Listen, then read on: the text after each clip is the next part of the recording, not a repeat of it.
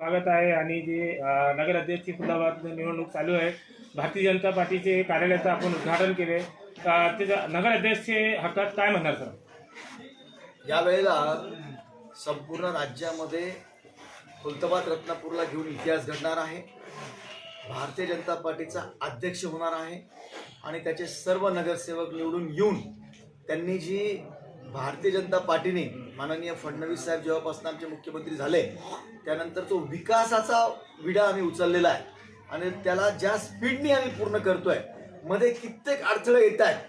फक्त त्यांच्या 15 वर्षामध्ये 7 वर्ष भेटूनही इतक्या विकासाची गाथा रचली गेली आहे. त्यामुळे ही नगर परिषद जनता आम्हाला ताब्यात देणार. सर, खुलताबादमध्ये एक मोठी समस्या आहे, तुम्हाला माहीत असेल, जी हॉस्पिटलची समस्या आहे तिचं आतापर्यंत निवारण झालेलं नाही सर. हॉस्पिटल आता मंजूर झालेलं आहे, ट्रॉमा केअर सेंटर मंजूर झालेलं आहे आणि हॉस्पिटलची समस्या इथल्या अधिकारी कर्मचाऱ्यांपेक्षा पण म्हणजे इतर बाबतीमध्ये जास्त आहे, तर ती सुद्धा कमी केल्या जाईल. आणि एक सुंदर हॉस्पिटल म्हणजे हॉस्पिटलचा पेशंट हे नसतं परंतु चांगलं हॉस्पिटल उभं राहील. सर, नागरिकांना काय आवाहन करणार की भारतीय जनता पक्षाचे उमेदवारालाही भरघोस मतांनी विजय करावा?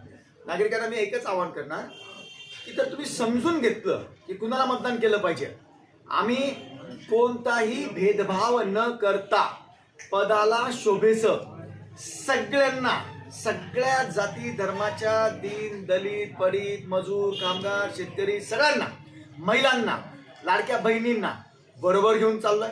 आम्ही सर्वांना समान तोललंय. म्हणून त्यांनी हा सगळ्या गोष्टीला समजून जर मतदान केलं तर आम्हाला सांगायची गरजच नाही.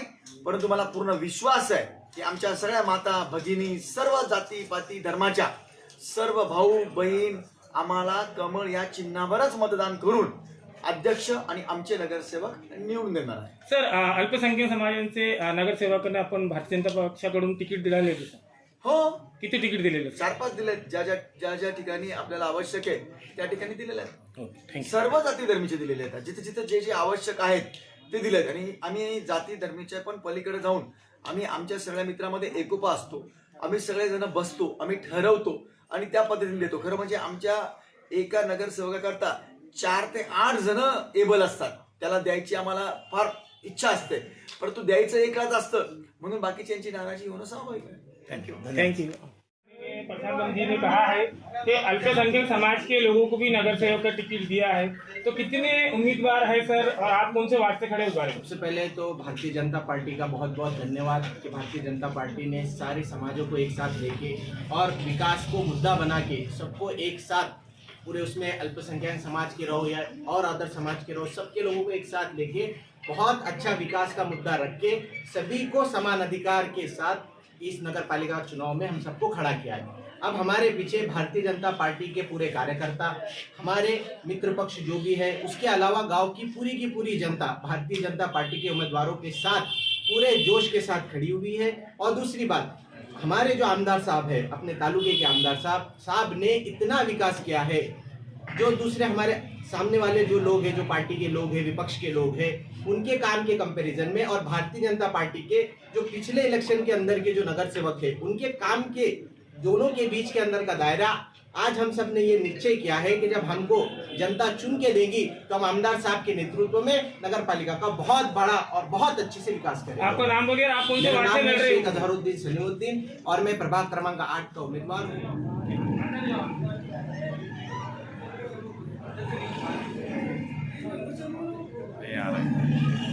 भारतीय जनता पार्टीचा विजय असो, भारतीय जनता पार्टीचा विजय असो। जय श्रीराम, जय श्रीराम।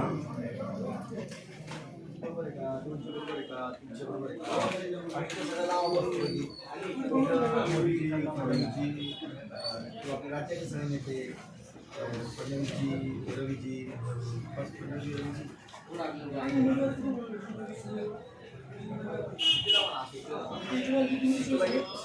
प्रभाग क्रमांक 1 पासून ते सगळं समोर वगैरे सुंदर दिसलं पाहिजे, वाचता आलं पाहिजे.